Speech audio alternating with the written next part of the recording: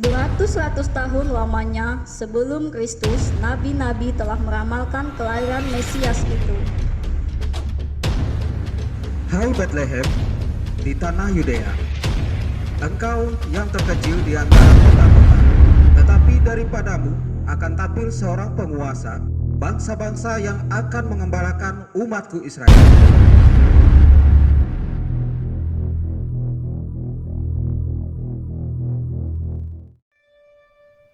Katakanlah kepada putri Sion, lihatlah, penyelamatmu datang membawa damai.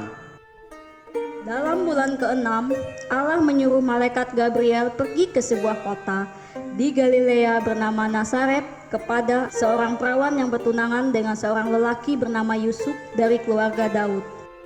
Seorang lelaki yang bahkan lebih pantas menjadi ayahnya. Nama perawan itu Maria. Masuklah malaikat Gabriel ke rumah Maria. Ia berkata, Salam, hai engkau yang dikaruniai Tuhan menyertai engkau. Hah? Apakah maksud dari salam itu? Jangan takut hai Maria, sebab engkau beroleh kasih karunia di hadapan Allah. Sesungguhnya engkau akan mengandung dan akan melahirkan seorang anak laki-laki, dan hendaklah engkau menamai dia Yesus. Ia akan menjadi besar dan akan disebut anak Allah yang maha tinggi, dan Tuhan Allah akan mengaruniakan kepadanya tahta Daud, bapa leluhurnya, dan ia akan menjadi raja atas kaum keturunan Yakub sampai selama-lamanya, dan kerajaannya tidak akan berkesudahan. Bagaimana hal itu mungkin terjadi? Karena aku pun belum bersuami. Roh Kudus akan turun atasmu, dan kuasa Allah yang maha tinggi akan menaungi engkau. Sebab itu anak yang akan kau lahirkan itu disebut kudus, anak Allah. Dan sesungguhnya Elisabet sanakmu itu, ia pun sedang mengandung seorang anak laki-laki pada hari tuanya, dan inilah bulan yang ke-6 bagi dia yang disebut mandul itu, sebab bagi Allah tidak ada yang mustahil. Sesungguhnya aku ini adalah hamba Tuhan. Jadilah padaku menurut perkataanmu itu. demikianlah Maria sesuai yang diberitakan akan mengandung seorang anak yang bernama Yesus. Lalu ia menceritakan hal ini kepada kedua orang tuanya dan kepada tunangan Yusuf. Mendengar hal tersebut, Yusuf tentu sangat terkejut dan berbicara pada dirinya sendiri. Bagaimana ini? Maria calon istriku bahkan sudah mengandung anak dari Roh Kudus. Namun, aku tidak ingin mencemarkan namanya di muka umum. Apakah aku ceraikan saja dia secara diam-diam? Tetapi ketika ia mempertimbangkan maksud itu, malaikat Tuhan nampak kepadanya dalam mimpi dan berkata, Yusuf anak Daud, janganlah engkau takut mengambil Maria sebagai istrimu, sebab anak yang di dalam kandungannya adalah dari Roh Kudus. Ia akan melahirkan anak laki-laki, dan engkau akan menamakan dia Yesus, karena dialah yang akan menyelamatkan umatnya dari dosa mereka.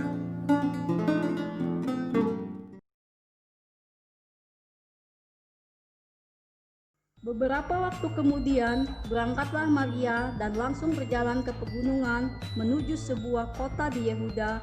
Di situ ia masuk ke rumah Zakaria dan memberi salam kepada Elisabet.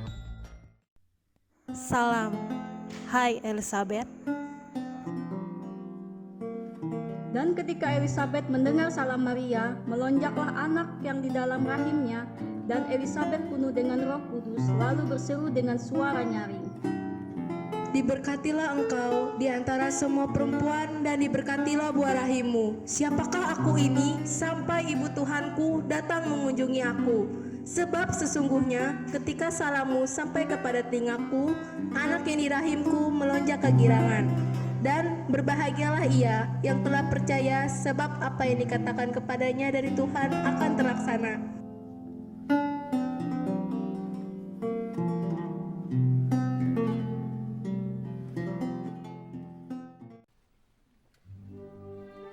Jiwaku memuliakan-Mu Tuhan, dan hatiku bergembira karena Allah, Juru Selamatku.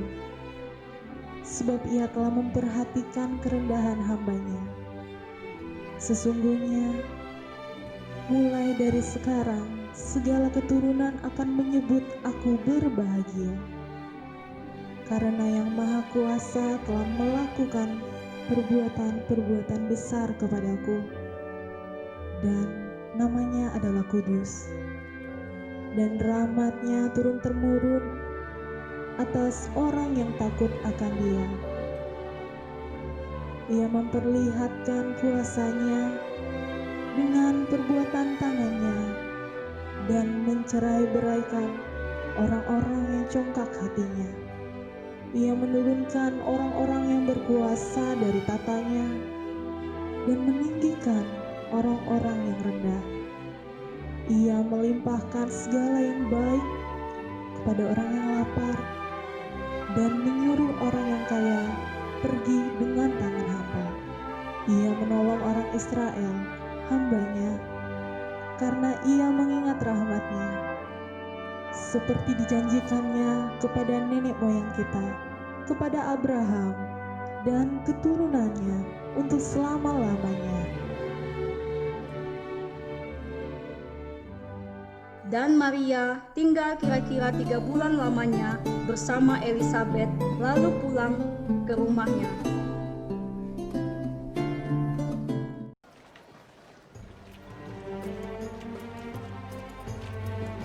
Pada waktu itu, Kaisar Agustus mengeluarkan suatu perintah menyuruh mendaftarkan semua orang di seluruh dunia. Inilah pendaftaran yang pertama kali diadakan sewaktu Quirinius menjadi wali negeri di Syria. Pengumuman, semua orang supaya pergi ke negerinya masing-masing untuk mendaftarkan diri. Maka pergilah semua orang mendaftarkan diri masing-masing di kotanya sendiri. Demikian juga Yusuf pergi dari kota Nazaret di Galilea ke Yudea, ke kota Daud yang bernama Betlehem, karena ia berasal dari keluarga keturunan Daud, supaya didaftarkan bersama-sama dengan Maria tunangannya yang sedang mengandung. Ketika mereka tiba di kota Daud, mereka mencari penginapan karena Maria akan melahirkan. Tetapi semua menolak mereka karena Yusuf tidak memiliki uang atau harta untuk membayar penginapan. Tuhan, berilah kami penginapan, karena istriku akan melahirkan. Bagus, apa ada uang atau hartamu untuk membayarnya? Tidak Tuhan, tapi tolonglah.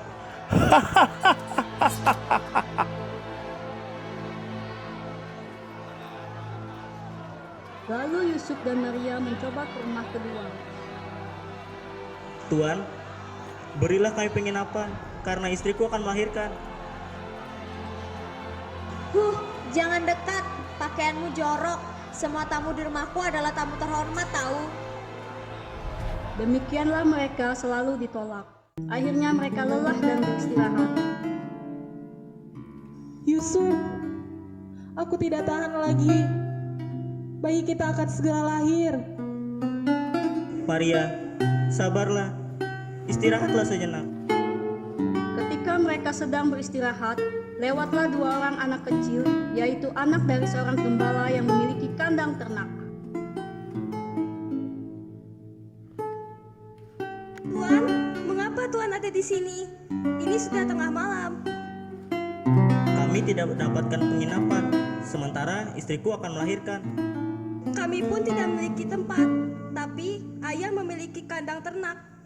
Tidak mungkin Tuan ke sana. Di sana sangat kotor dan jorok.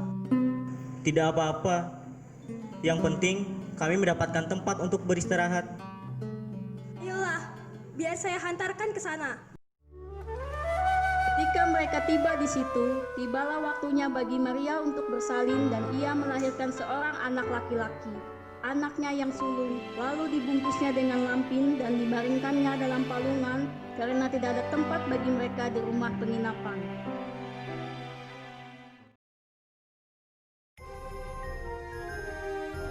Di daerah itu ada gembala-gembala yang tinggal di padang menjaga kawanan ternak mereka pada waktu malam. tiba-tiba berdirilah seorang malaikat Tuhan di dekat mereka, dan kemuliaan Tuhan bersinar meliputi mereka, dan mereka sangat ketakutan. Lalu kata malaikat itu kepada mereka, Jangan takut, sebab sesungguhnya aku memberitakan kepadamu kesukaan besar untuk seluruh bangsa. Hari ini telah lahir bagimu Juru Selamat, yaitu Kristus Tuhan di kota Daud. Dan inilah tandanya, kamu akan menjumpai seorang bayi dibungkus dengan lampin dan terbaring di dalam paungan.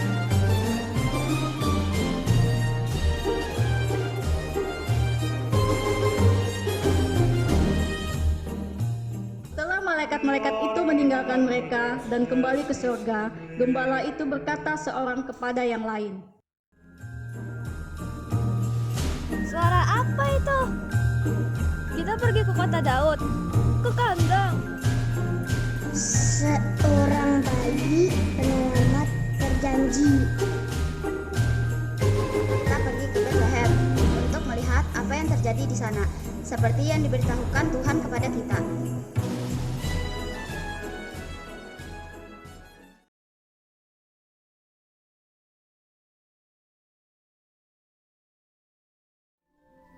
sesudah Yesus dilahirkan di Bethlehem di tanah Yudea pada zaman Raja Herodes,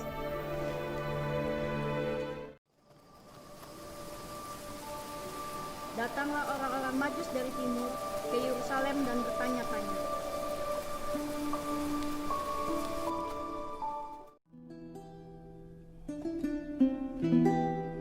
Di manakah dia, raja orang Yahudi yang baru dilahirkan?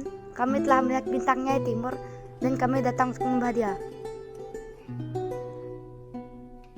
Apa? Benarkah hal itu? Pengawal, cepat kumpulkan seluruh ahli-ahli Taurat dari seluruh negeri. Baik, Raja. Di manakah Mesias itu lahir? Pergi dan selidikilah dengan seksama hal-hal mengenai anak itu. Dan segera sesudah kamu menemukan dia, kabarkanlah kepadaku, supaya aku pun datang menyembah dia. Setelah mendengar kata-kata raja itu, berangkatlah mereka. Lihat, ada bintang. Lihatlah betapa terangnya bintang itu. Ini adalah tanda-tanda yang indah. Raja orang Yahudi telah lahir. Mari kita pergi dan menyembah dia. Hadiah, kita perlu hadiah.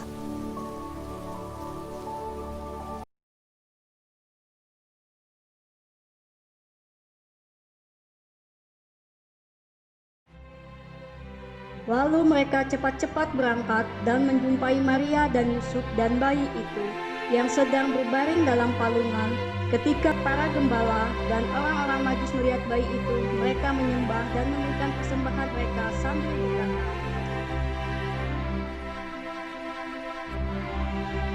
Aku tahu apa yang bisa aku berikan untuknya. Aku akan berinya emas karena dia raja. Hadiahku istimewa. Aku akan memberikan mur. Hadiahku adalah kemenyan.